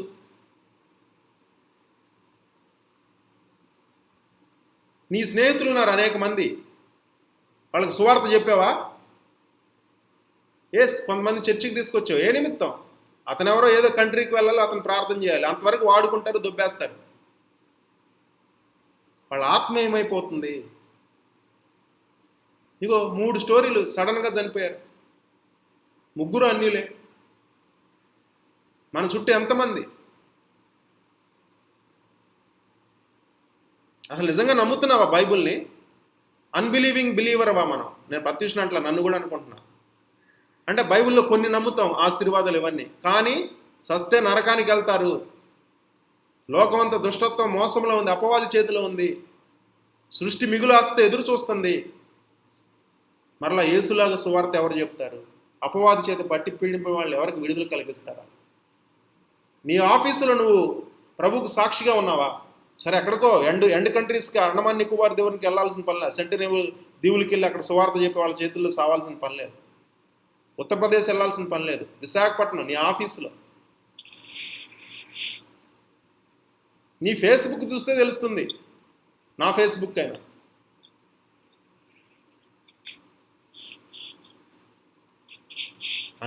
ఇవాళ అడిగా, ఎందుకంటే ఆల్ ఇండియా ఉద్యోగం లేదని ఒక ఆయన అడిగితే, క్రైస్తవులు సోమరులు, నేను కూడా అంతే కదా, నేను కూడా చేయాల్సిన విధంగా నేను చేయట్లేదు కదా, ముఖ్యంగా ఇదే అని జీవితం జీవిస్తున్నా కదా. ప్రభువా ఇంకా కృపను అనుగ్రహించి, ఇంకా మహిమను అనుగ్రహించి. ఇంకా ఇంతకాలం రహస్య స్థలంలో మనం గడిపాము, ఇప్పుడు ఇంకా లోకానికి వెళ్ళాలి, సర్వసృష్టికి వెళ్ళి సువార్తని ప్రకటించాలి. ఎవరు ప్రకటిస్తారు? నా నిమిత్తం ఎవరు పోదురు? అదే పరిచర్య. ఆయనతో ఎంతకాలం ఉన్నాం, ఆయన తెలుసుకున్నాం, ఆయనతో ఎన్కౌంటర్స్ అయినాయి, ఆయన వాక్యంతో ఎన్కౌంటర్స్ అయినాయి, సావాసం. నా నిమిత్తం ఎవరు పోదురు? నేను చెప్పే మాటలు, మేము తెలియజేసిన సమాచారం ఎవరికి ప్రకటించాలి? నమ్మాలంటే ముందులో ప్రకటించేవాడు ఉండాలి కదా. ప్రకటించేవాడు ఉండాలంటే వాడు పంపబడాలి కదా. సరే, నువ్వు పోవట్లేదు, సపోర్ట్ చేస్తున్నావా? లేదా గత కాలంలో సేవకులు ఈ విధంగా ఉండేవాళ్ళు కాదు. ఆ 10 కోట్లు ఇంకా ఎక్కడికన్నా సువార్తకు పంపిస్తే ఆ బిల్డింగ్ అవసరం లేదు అన్నట్లు ఉండేవాళ్ళు. ఇప్పుడు కొంచెం మారింది. ఓకే, మనం కాదు, దేవుడు అట్లా ఆశీర్వదించాడు. అట్లానే వాళ్ళు కోట్లు ఇవ్వలేదని కాదు. ఏమో, నేను విశాఖపట్నంలో చూసింది అలానే. ఇప్పటికీ అనేక మంది జీవిస్తున్నారు సిఎంసీలో కానీ, ఇంకా మిషనరీ హాస్పిటల్స్, గొప్ప గొప్ప డాక్టర్లు. ఇంకా వాళ్ళకి వచ్చే దాంట్లో దేవుని సేవకిస్తారు. ఈ లైఫ్ స్టైల్ ఇవన్నీ చూసి అంటే కొంచెం విమర్శనాత్మకంగా వెళ్తే, ఒక్క పాటలో ఎన్ని డ్రెస్సులు మార్చారండి. నేను ఇప్పటిదాకా పొగిడాను, ఈ తలంపులు వెళ్ళినాయి. ఆలోచించండి.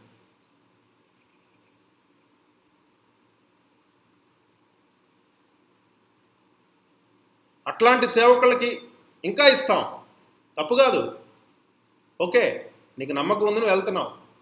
కానీ పేద సేవకుల పరిస్థితి ఏంటి? కనీసం సువార్త చెప్పకపోయినా పేద సేవకులు చేసేవాళ్ళు ఎవరో ఎక్కడో ఉన్నవాళ్ళని, నీకు నచ్చిన వాళ్ళని నువ్వు ఇవ్వు. ఆర్థికంగా సహాయం చేస్తున్నావు, నవ్వుతున్నావు వాళ్ళని చూసి. లేకపోతే ఇంటీరియర్ ప్లేస్లో చేస్తున్నారు తిమోతి గారు. వరప్రసాద్ బ్రదర్కి ఇంకా అవసరం. సరిపోతుంది అది? సరిపోదు. ఎన్నో చంపుకొని ఉన్నాడు అట్లా.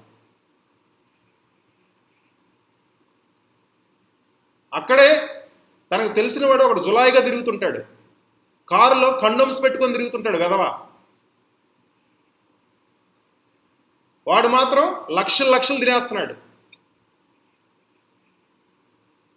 ఆ విశాఖపట్నంలో ఒకడు. పాపం ఇతను మాత్రం 10,000 15,000 చేయాలి.